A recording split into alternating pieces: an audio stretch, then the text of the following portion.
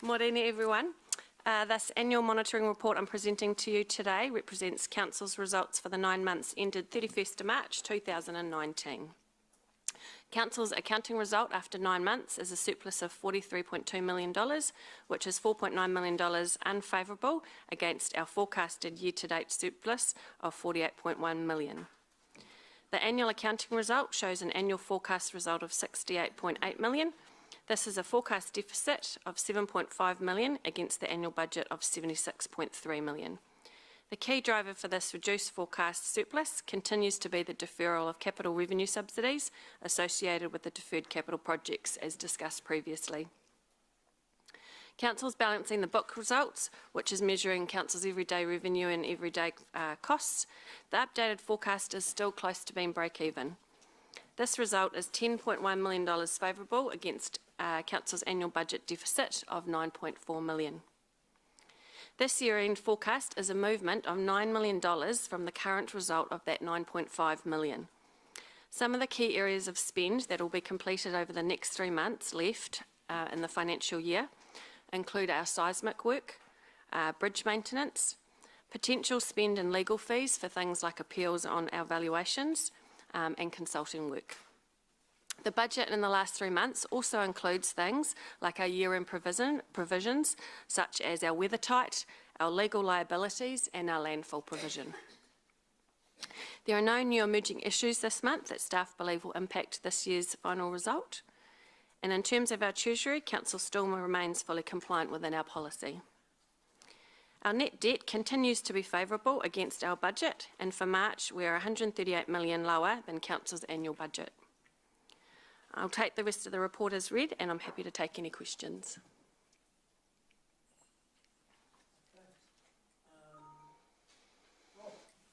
Thank you, Chair, and thanks, Tracy, for the report. I'm just trying to get my head around. I'm on page 68 in Diligent, which is the. Oh, Rob, sorry, I should be here.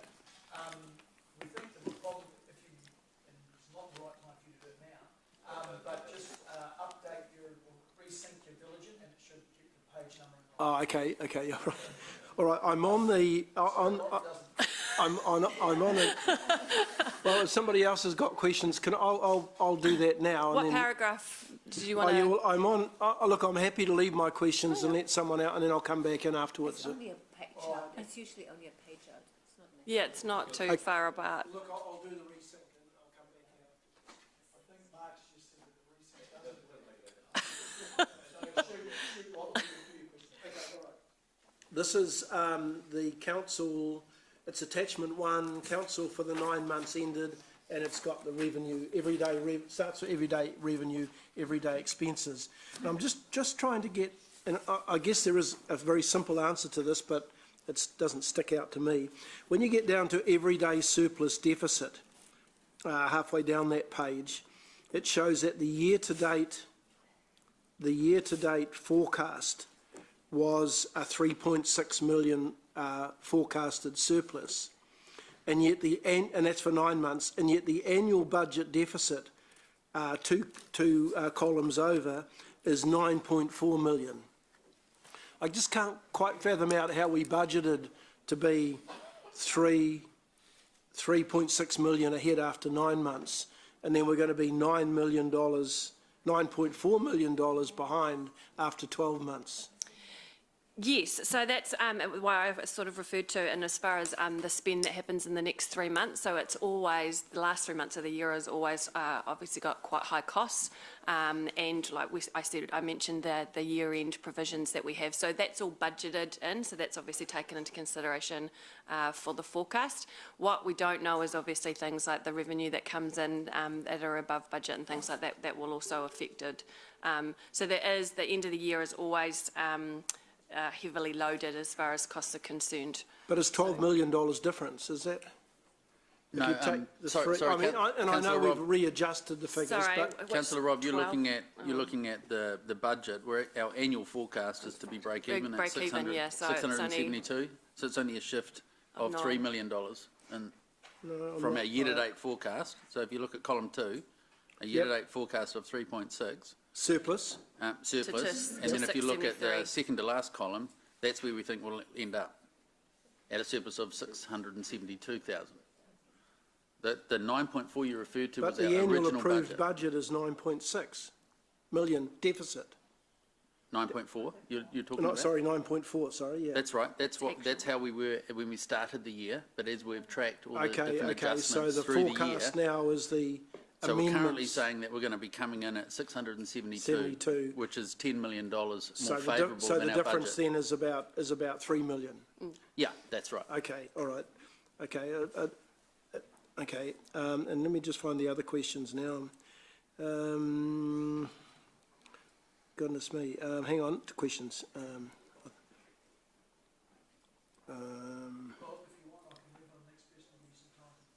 Yeah, okay, do that, please, yeah.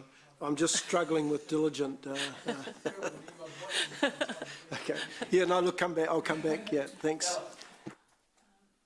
See, just a quick question, vested assets, capital revenue. Yes. Again, if you refer to attachment 1, it's got year-to-date actuals, which is 3 million behind year-to-date forecast of 19 versus 22. But the annual forecast you're looking at meeting budget is what will drive that in accordance with? Are you not expecting? Yeah, I was just going to say. Yeah. So vested assets is probably one of the trickiest ones as far as timing of when it comes in.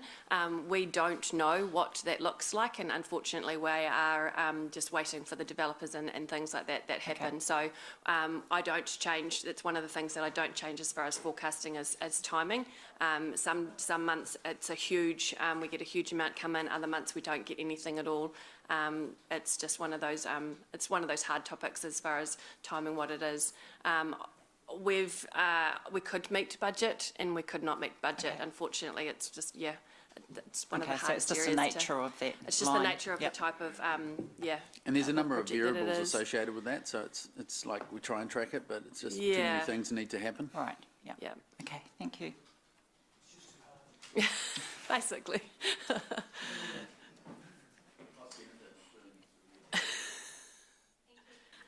Page 66 of whatever you like. I'm under vested assets revenue 26 and Yes. 27. Tracy, just with that, and look, I think it was at the start of this term, or at some point I asked for this information to be added to the financial reports, and it's been really helpful, particularly to see that estimated annual depreciation when we have these assets come onto our books is not material. But I just wonder if it would be helpful, it certainly would be for me. We obviously budget what we think when a vested asset in terms of timing will come onto our books, in terms of value will come onto our books. We also would then budget what we think operating and maintenance will be when that vested asset comes onto our books. Could you, and maybe it's not necessary, but is there, or perhaps a question first, is there a variance when you estimate, we accept something weird, we accept an asset onto the books, you forecast an operating and maintenance budget. Are there examples where when we accept an asset, your forecasted operating and maintenance budget is more or less than? Not unless it's something like huge, like a really huge kind of variance, but it would get picked up automatically when we're obviously reviewing things with the annual plan, and obviously again at the 10-year plan. So that's when the team then takes a look at what assets we actually have, what they are forecasting, and takes all of that into consideration when they're putting the operating budgets together. So unless it's like, for example, right now, if we were quite away from budget, then yes, we'd probably have to rethink about it. But there's nothing to show that we wouldn't meet the budget, so it's just part of what we would be doing going forward. Okay, so you don't think there would be any advantage for governance to see another column basically saying operating and maintenance on this asset is X and we've budgeted for X. No, because remember, just when the vested assets come in, we just put them straight on as if they are Yeah. our own assets. So to then be Yeah. able to try and pick apart where they are, what they are, and all those sort of things, I don't know that would add any meaning. It wouldn't be meaningful. Yeah, okay, all right. Now, just a question on, I'm in the overheads attachment 2, which is page 89. And under the overheads, it's the items that are included are CE's office, corporate strategy and communications, and strategic property. And I'm just wondering, for my thinking, overheads are something that you can't attribute to a particular activity. But so strategic property is property that we own, right? Yes. So that's like, it's not just our property, it's other property that we have tenants and things in. Yes. So wouldn't it be better to transparently take that out, because surely property has its own revenue, has its own expenses, whereas the CE's office costs, corporate costs, strategy and communication costs are really quite stranded and need to be allocated. So I'd like to request that you think about that for future. Yep. I just think we're lumping in two quite distinctly different financial reporting methods. So that's just a request that I would have there. Thank you. I don't think. No, that's all. Thank you. Yeah, thanks. The marvels of technology, I've found my place. I need a lot of time. In paragraph 27, and this follows on from Councillor O'Leary on the vested assets, how do you accurately calculate the depreciation charge? And I'm looking specifically at the table on 27, where we've got $5.8 million worth of roading, which has an estimated life of 12 to 140 years, and we put a provision in for 111,000 a year. What are the mechanics of making sure that we've got that? And I know depreciation is an estimate and data, but how do we kind of get that as close as we can to being a correct charge, given, one, the amount, $5.8 million, and the spread of years of 12 to 140 years? Sure. Great. Won't be me, yeah. So vested assets are just like any other asset that we have, and it's all just part of our work in progress. So each of the asset teams, when they're finishing their projects, obviously have to take what they've done in the project and convert it into assets. And that becomes quite detailed of actually what we are getting and what can be identifiable. So for every single one of those assets, they have to go through, and we obviously have a chart and a range that they can use around what that useful life is. So the key to it is what they think, how long that asset is going to last for. So as you can see, it does range quite a lot in that area. So some things we think we're going to be replacing in 12 years. Other things obviously are going to last for as long as 111 years. So it's up to each of the asset managers, obviously in conjunction with the accounting team, to assign that useful life. And once we've done that, then obviously the calculation kicks in, and that's how we calculate depreciation. So do you look at it from a factual, there's parts of Hamilton's roading which is on peat, which probably won't last 140 years, and there's probably some that have got concrete bases to them which will last. Absolutely, that and that's period. part of the So whole useful it's not life. just looking at a chart and saying, that part of the road has got a life of 100 years, not taking into account where the road actually is located.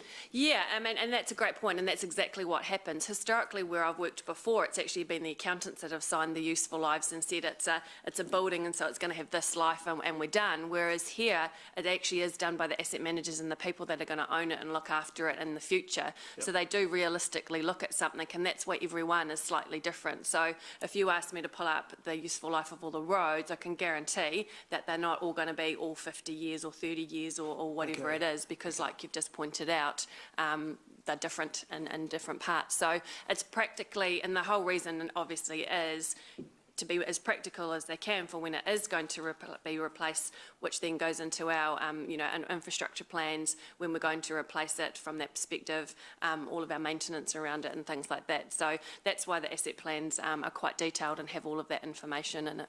So you're confident, I mean, the end result is if we're claiming 111,000 and it should be 300,000 each year on that $5 million, it does make quite a significant difference to our depreciation charge. Absolutely. Not in total, but for that particular road.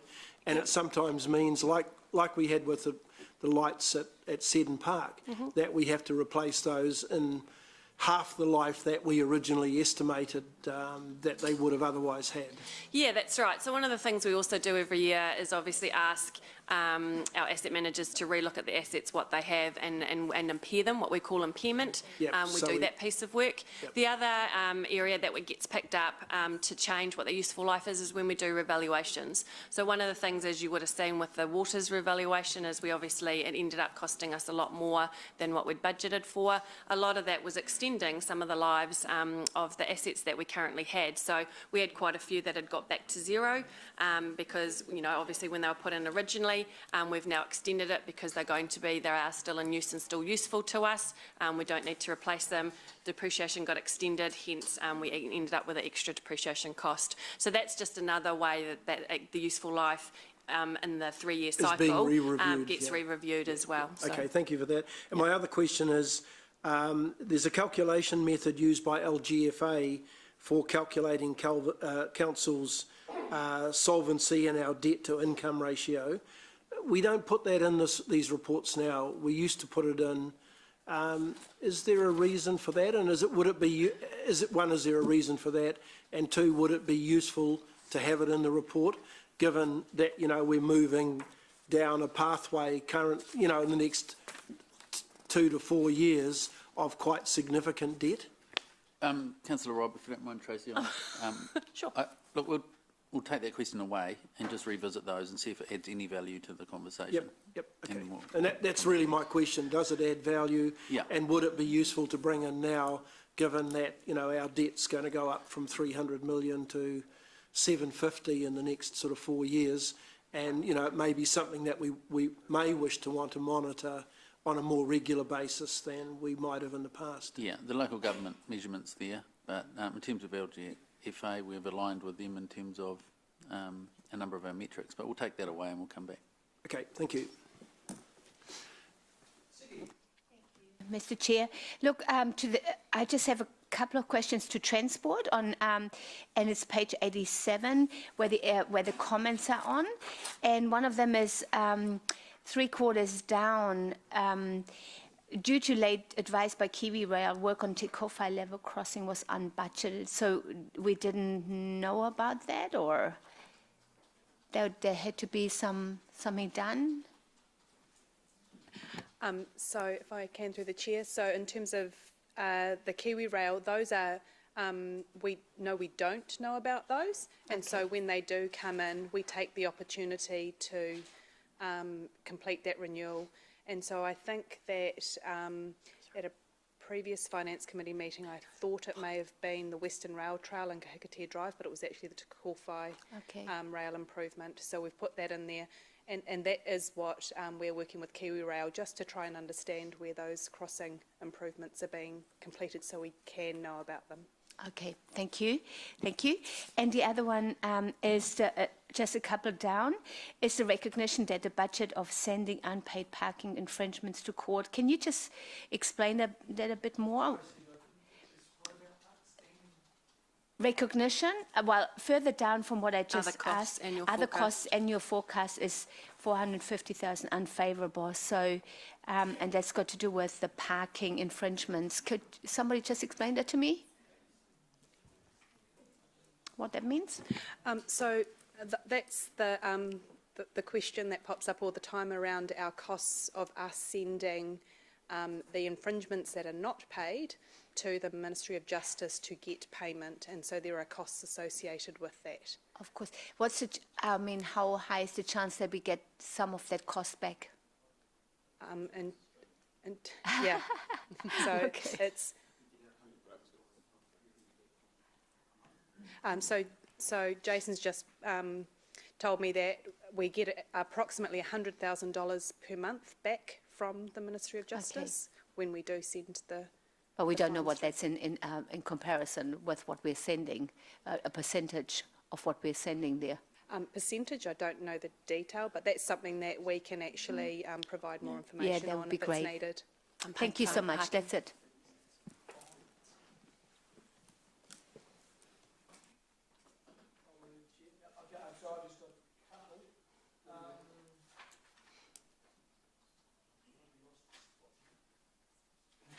Do what Rob was doing. Now I've got it. Unfortunately, I am the comeback.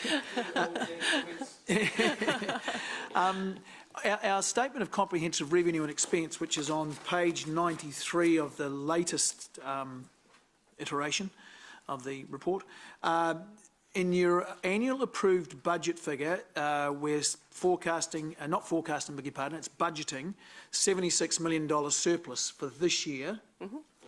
Yet at the, and I raised this at the council meeting, we had on Tuesday where we were talking about next year's, we are expecting to achieve a $110 million surplus. So first of all, are they this, am I comparing apples with apples? Yes. Okay. Can you give me maybe this isn't, just off the top of your head, can you reconcile the two? Where's the differences? Because that's a 44% increase in surplus. Yes, so most of it will come from capital subsidies. So remembering that the capital program has moved and is obviously quite large for next year. But there's no Peacock stuff coming in that early, is there? No, but the capital, capital revenue from the program. So it's huge. It's a 300 and something, So that's $21 what million it is. program. It's not everyday income. It's a big whack of Capital subsidies. Okay. Yes. So that'll be NZTA stuff. Which is, Yeah. Okay, that answers it. Thank you. And I've found a couple of adding errors, which I won't ruin your day with presenting it out That here. is so kind of. Do that somewhere else. Okay. All right. Rob will move, and I will second. Is there any debate? Okay. It's Rob. Yeah, look, I'd just like to speak in terms of the monitoring report and perhaps the follow-on from Tuesday when Mayor King, in his right of reply, congratulated council in achieving a forecast surplus. This is in balancing the books, and it looks like it'll be about $0.7 million in terms of the predictions in paragraph 9, instead of the $9.4 million deficit which was in the long-term plan for the June 2019 year. He mentioned in his right of reply that the surplus had been contributed to by the deferring of revenue expenditure, and we saw that in the previous report where we had about $16 million in revenue expenditure, which has been pushed out to the other year. Now, I'm confident that in those years we will see the impact of those coming through in the deficits that have been projected and included in the reports that we received at the Tuesday meeting. What the Mayor failed to mention, of course, is that the surplus has also been contributed to by the 9.7% rate increase that Council approved as part of the long-term budget. So I think it's one thing to pat ourselves on the back, the organisation and the governance team, but I think we also need to accept that the new council will inherit a challenging financial legacy and will need to quickly readjust financial management, in particular the spending that I've seen particularly over the last 18 months to ensure that the outcomes that don't result from continued spending will not lead to another substantial rate increase when we come to do the long-term plan in the next term. Thank you. Okay, well, sorry, is there any other speakers? Okay, we'll move to voting. Those in favour, those against, is there anyone against? Carried unanimously, thank you. Now moving on.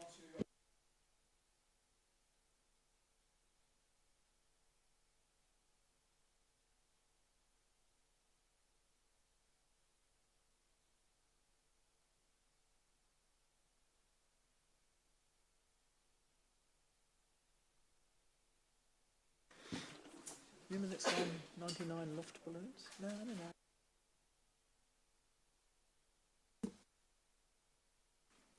Okay, go ahead, sorry. Thank you. Good morning, councillors. So in front of you, you have your third quarter performance report, and would like to take that as read and answer any questions. I'd just like to highlight we've done one change this time to our colour coding in the report.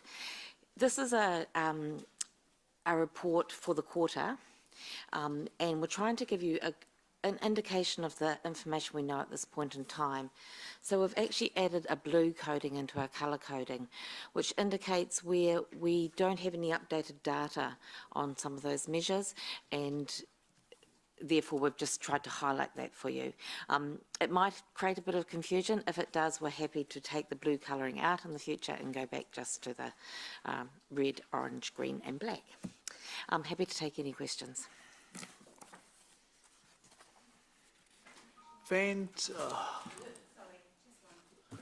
All right, Ziggy, if you must. Thank you for your report. I was at a function yesterday morning and at the Hamilton Gardens, and I saw somebody put money into the donation box. It was so exciting to see that. And I just I told Councillor Southgate, check that out, an older couple. And I just see that we've had quite an increase in people visiting the gardens, especially the enclosed gardens. And I'm just wondering, do we know about I don't know whether that comes under you, how much donations we get? We don't report it through this report, but it is something that we can ask for the information to be provided. Because we've got another new machine as well and everything, so it would be great to know how popular compared to we know how many people walk in, but so it's to see how much the donation box is used, and is it visible enough? I mean, that's, and all that kind of stuff, so that would be really cool to know. Thank you. We will add that in. Lovely. Kia ora kōrua. Just a quick question off page, hopefully 107, I'm diligent. Around the library team has worked with Waikato Women's Refuge to launch the book Stand By Me. Just a question, does that include any families that are actually under the care of Waikato Women's Refuge having full access to libraries in Hamilton, given they actually may not reside in Hamilton? Can I ask the GM? I don't know the answer to that, but I can find out. Thank you. So I'll email it through to you. Thank you.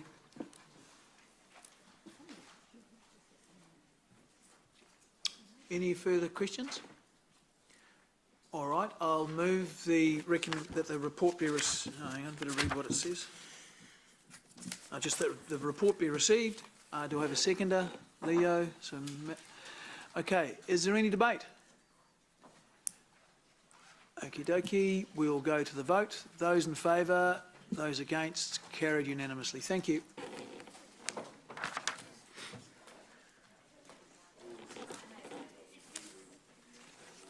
So we're now on to item 10, Domain Endowment Lease, page 128.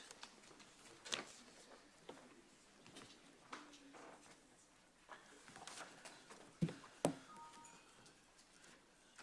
can officially say good afternoon. Just got there. Oh, it's wrong.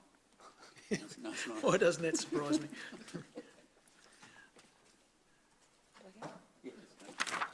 Good afternoon. Here about the report for the freeholding of Domain Endowment Lease for 189 Fox Street. Happy to take the report as read and take questions. Angela. Thank you. Slightly wider scoped in the report, just on the endowment, well, I'm on page 127 of the agenda, which is 126 on electronic. Point 6, the background, it just talks about, which I know that the payment of this, if it goes through today, will go into the endowment fund. Now, it just reminds me, and this may be a question for David anyway, the endowment money is kept in, rather than in a separate jam jar, which I'm a big fan of jam jars. it's just kept into debt, kept in debt, isn't it? So because we are, Just to be clear, you mean it just reduces the debt? Reduces the debt. yeah, same thing. Because it's the endowment fund, and aren't we due to have this policy come back to us too? We're supposed to be having a wider conversation on the endowment fund. Anyway, I'll just leave that with you. But because it's paid into debt, how do we? Yeah, no, I think I'm just going a bit wider than the actual item. Can staff find out and come back to us when we're actually discussing that endowment fund? Yeah, we can. There is a number of topics around strategic property that are in play at the moment. We've talked about it a few times, but we're still landing on our go-forward position. It's one of passive versus proactive use. So we'll just leave it there, but we'll come back to you with some. Yeah, I guess because my concern is here's another possibly $380,000, and in the grand scheme of things, it's not a material amount. But the endowment fund is there to reduce rates, and we stick it into debt. And I don't know how much assurance there is for me as an elected member that we actually are using the bulk of that money to help reduce debt, to reduce rates. There's no transparency around that. No, there isn't. But the income from those properties is obviously captured in the balance in the books. Yeah. Okay. Thanks. Rob? Yeah, thanks, Chair. Look, my question was similar to Councillor O'Leary's, except I think probably the timing for some sort of review is even more apparent now, because I know we've been adding back the interest that we saved, and the interest is sort of still skyrocketing downwards, and there may be better options for how we might use this money rather than using it as a reduction in debt.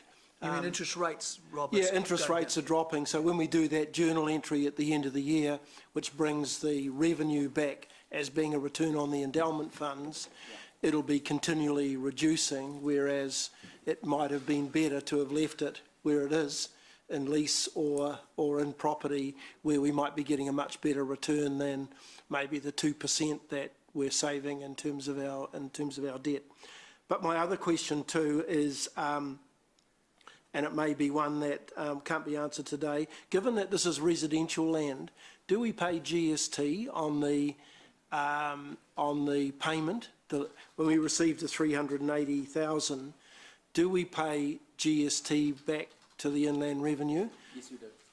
Even though it's residential land, and residential land is exempt from GST. My understanding that we do, but we'll follow that up. Okay, yep, that'd be good. Thank you.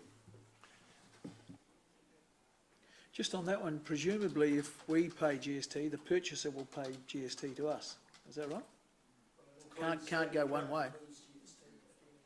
Oh, does it? Paula? Excuse me, Chair, some of my questions have just been asked, but I guess... Don't repeat the name. No, I guess could potentially be a death by 1,000 cuts until we have that whole strategic conversation. So how far away is that? Because we seem to be bought these on a regular basis, and we're just slowly eroding that without thinking about the big strategic. When? So there's no, I mean, like interest rates have dropped, right? They are rock bottom.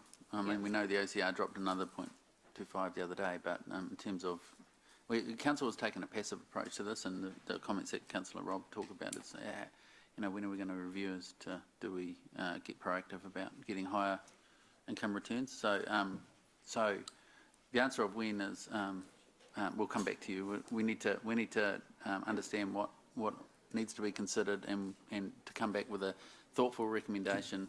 So can we not put all of these ones that keep rolling in, these small ones, on hold until we've had that strategic conversation? It seems to me that would be the way you should approach it. The endowment fund is a mix of properties that we have as well as cash, right? So it's really the key focus is the significant amount of cash there. What are we going to do with that cash? So this is a minor piece of the whole portfolio. Yeah, it is minor, but then one minor piece plus another becomes substantial. All right, thank you. Thank you. there are no more questions. I'll move the staff recommendation. Do I have a seconder? Mallet Hamilton, I mean. Is there any debate? Okay, we'll move the, those in favour, please say aye. Those against, nay. Anyone against? You what? Against? Yep. So Paula was against. All right, next item is item 11, page 132, the extension of delegation. Thank you.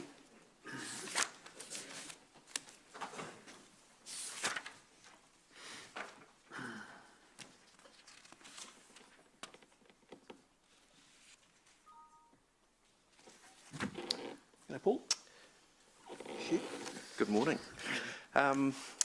So this item is about some changes, proposed changes to delegations, just to help us with the delivery of the renewals and compliance program.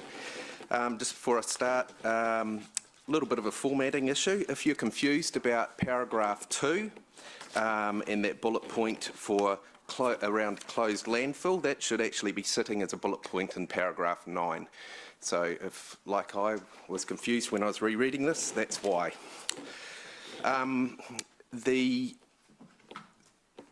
10-year plan, we talked quite a bit about the need to manage our assets and having the ability to spend on the right things at the right time. And we talked about managing the renewals program as a 3-year program. So we're now 10 months into this 3-year period of delivery, and while we've been successful in the delivery across the program, there have been situations where our current process requirements for decision making and delegation specifically hasn't really matched the intent of managing as a 3-year program. So that's what we're trying to achieve with this proposed change. So paragraph 9 gives some examples of the types of delivery issues that we have, and while some of them are might feel a little bit trivial, they require us to come back to committees or council in order to make the necessary changes for the management of the program. And it's around timing and aligning with delivery and procurement and things like that. So what we're doing is we're recommending a change to the delegation to the CE to match that intent and get our practices lined up. So the report in paragraphs 17 and 18 outlines what the extended delegation would provide for and how controls would be in place to give assurance over management's use of those delegations. So the key point being, any changes that we would be making would still remain within the 3-year budget allocation for the management of our assets. Okay, so we wouldn't be changing the overall spend of those 3 years. It might be we'd be moving things around within those 3 years in order to effectively manage the program. The other thing is that any kind of use of that delegation would be reported through. So it wouldn't be happen in an invisible way. It would, any exercise of the delegation would be reported to the Finance Committee. So the appendix marks up changes that we're proposing to the actual delegations policy in the form of, there's a table change and the description, and that's the appendix. We acknowledge there is a need for balance of flexibility and controls, and that's what we've tried to find that right balance. The level of the delegations proposed to be $1 million, so that we could change up to that amount and then report those changes through. So that's been based on, yes, it's an arbitrary figure, but it's been based on the types of changes and some of those examples that we've given and the value of the changes that we've seen throughout this year. So giving an example, Seddon Park Lights would come back to, would have come back to council for a decision. So the budget was $2 million. When costs came in and the scope was confirmed, it was 4.7 million. And so that would be a $2.7 million change. That would be coming back to this table because the significance of that change. Okay, so it's not about that level of change. That's right, more than $1 million. Okay, so happy to take any questions that you might have. Just before questions, on paragraph 17, the last bullet point, should that say make the right whole of life Yes. decisions? Okay. Yep. Thank you. Angela. Thanks, Paul. So basically what you're asking for is a funding envelope for 3 years to complete all renewals and maintenance. So that, yep, no change to the funding envelope that we've currently got, yeah. but yeah, just, But that yep, you can that's manoeuvre right. through timing or unders and overs, any of those projects in that funding envelope. Yeah, Yeah. single changes up to $1 million, yeah. So, yeah, so just on that, so if council, by way of that funding envelope, and I think this is a really smart idea, signs off at the start of 3 years, $1 million, and that's used Seddon Park lights, and then something comes back that it's going to cost us $1.2 million, you can still go ahead because it's That's only correct. 200,000 above. It's Correct. if it's over and above what we've signed off, up to $1 million.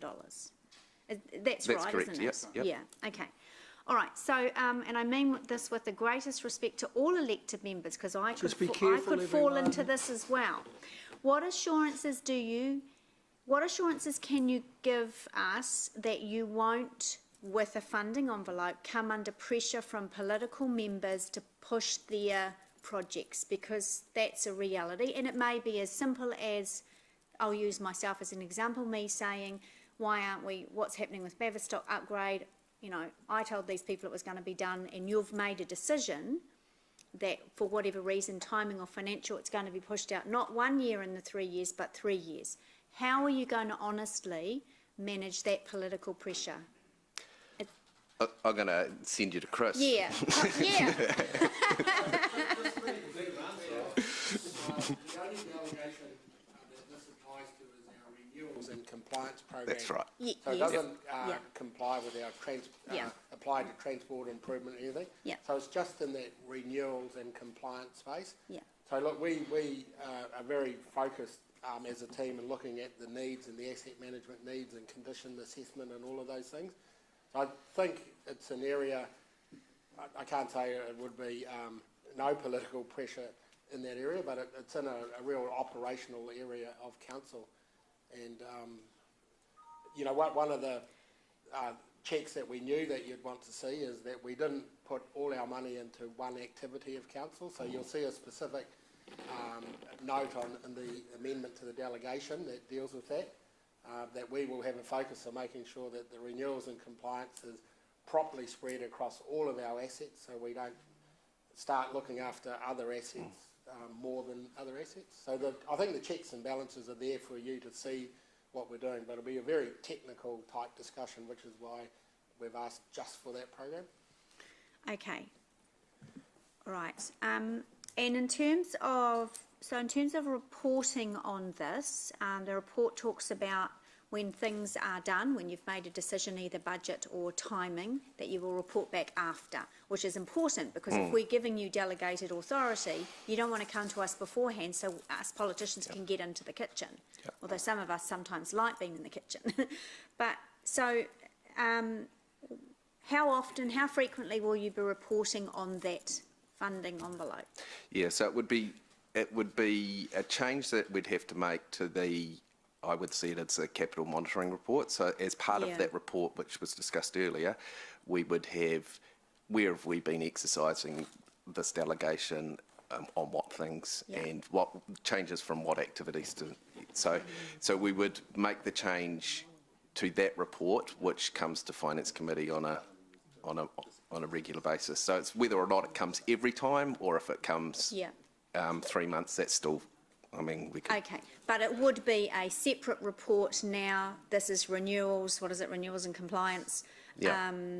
the term is 2018 to 2021. The budget is 207.9 million, and here's the list of things, or all of that information, and here's the list of things that we are going to be changing, have changed, well, not are going, because then you're asking, have changed, and here's some high-level reasons why. That's so correct. It could be quite a short, succinct report.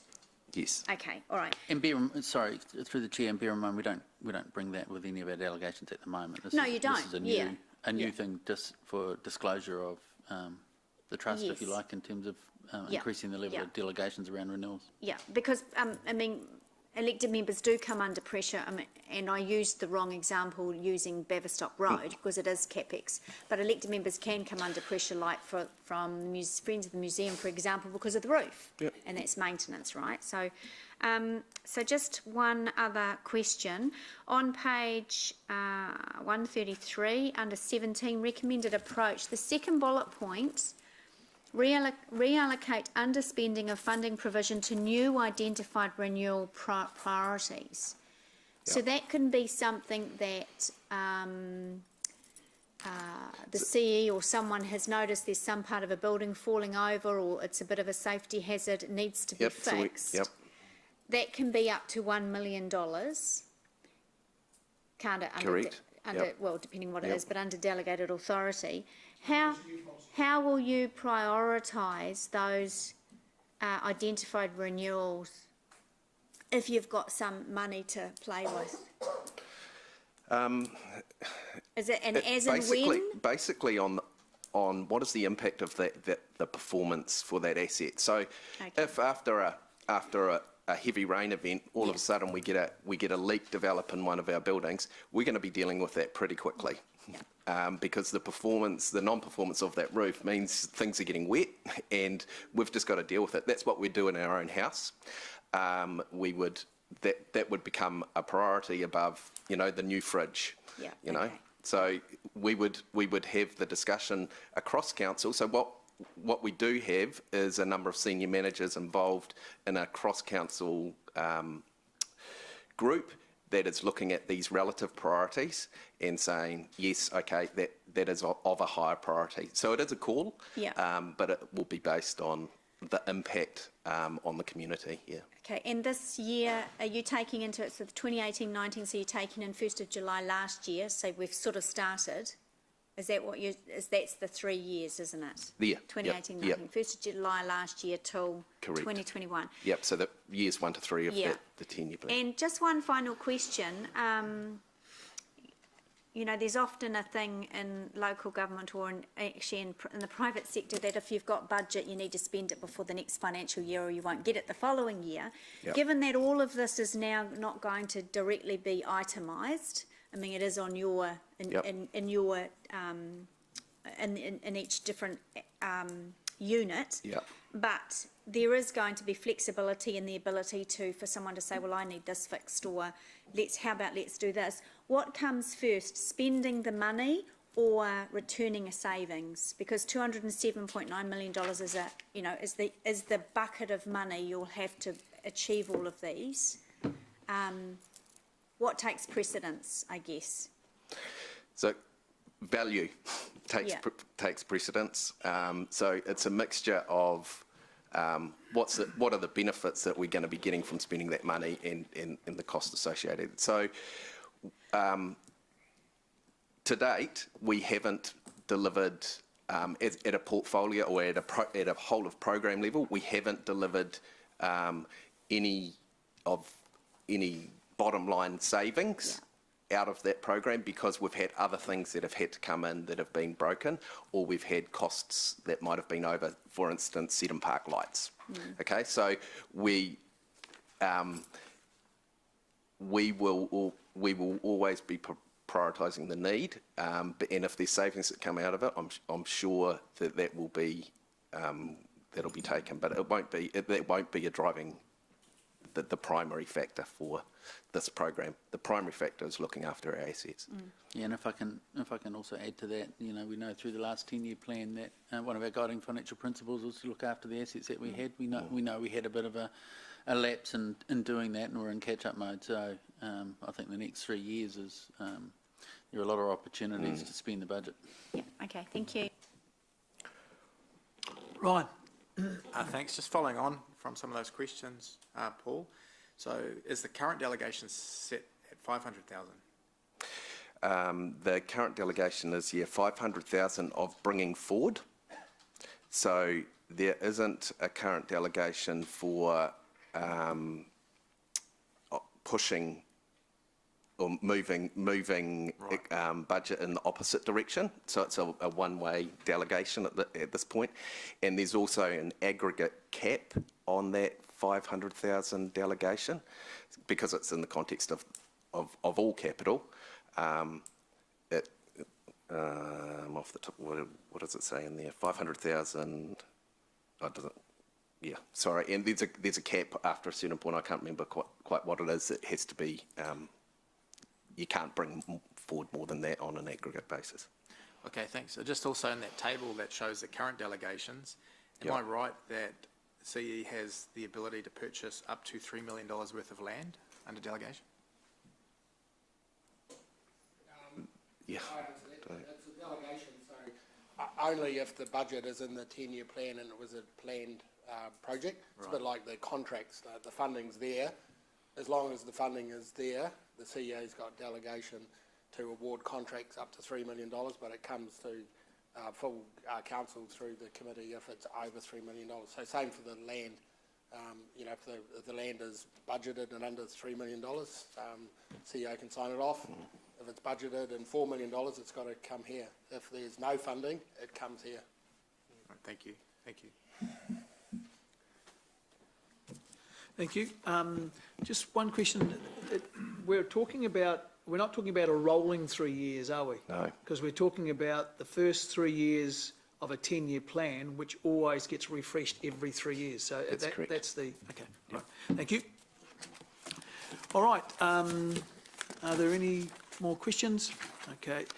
I'll move the staff recommendation. Do I have a seconder? Right. Okay. Ryan just beat you. Sorry, Angela.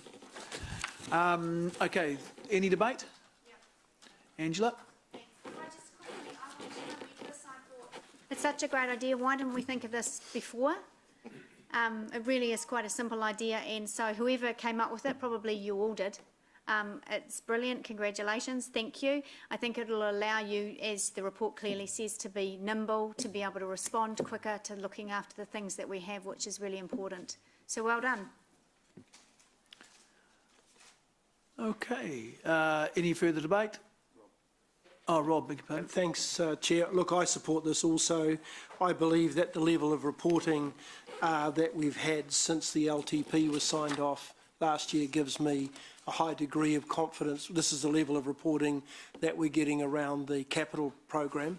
Gives me a high level of confidence that we can now extend that kind of delegation of where we've got the capital funding in a three-year pot, that we can do the same with renewals and maintenance, as long as that same sort of format is continued as we have in the capital program. So I think the timing is right to do that now, because I think that level of confidence, you've shown that level of confidence with the capital program, and it's now a good time to be extending it out to renewals and maintenance. Thank you. Thank you. There's no further debate. I'll put the motion. Those in favour, those against, carried unanimously. Thank you. Okay, we're on to item 12, which is the library collection. Unfortunately, Roger isn't here to input on that one. So it's page 142. Mr. Chairman, just on Roger had a couple of different questions. Yep. There was one about the booking out a bestseller at $5 a week.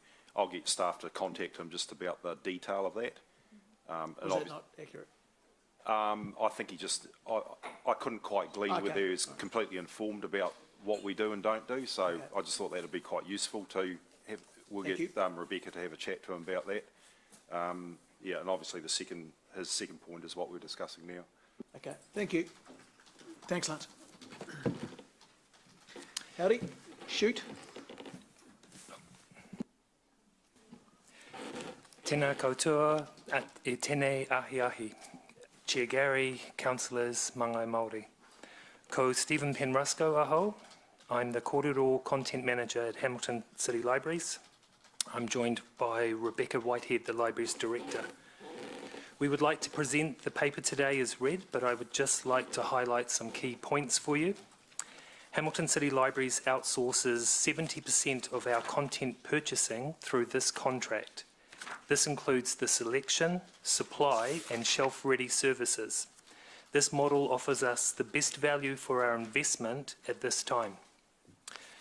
The Finance Committee passed a resolution to approve this contract for 3 years in April 2016. The contract allows for a further 2-year right of renewal.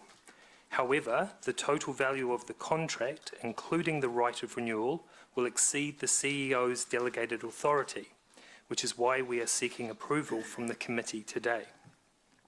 Lastly, I can confirm that this expenditure is budgeted for in the 10-year plan. I'm happy to take any questions. Any questions? Okie dokie. Paula has moved. Do I have a seconder? I was actually going Oh, sorry, did someone want to speak? Yeah, I don't know.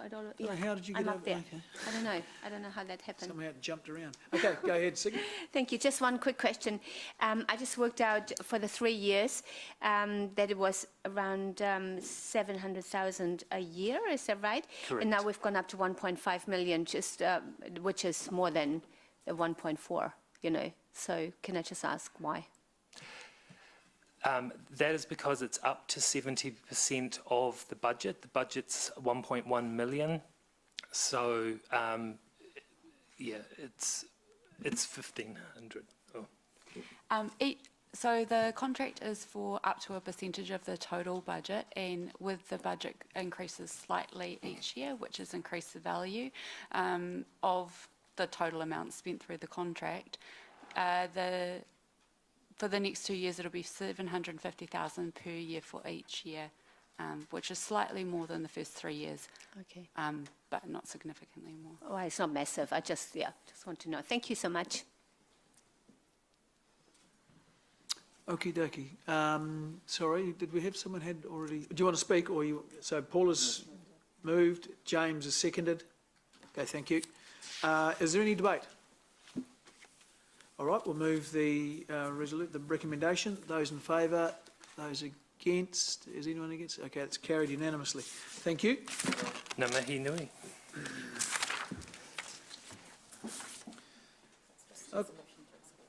Yep.